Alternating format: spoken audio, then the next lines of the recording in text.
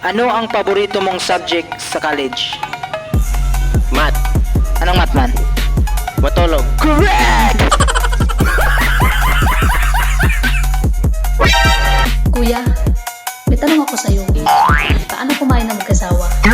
Sa salo-salo, Eh yung mag-jowa. nagsusubuan, Eh yung walang jowa. nagsasarili.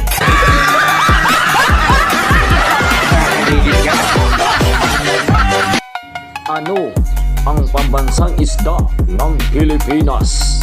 Oh no! 5-5 sardines?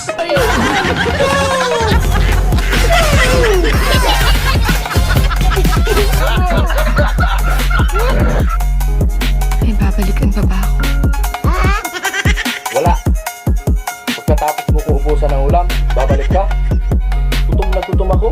Pag walang ulam. Ako na lang ang ulamin mo.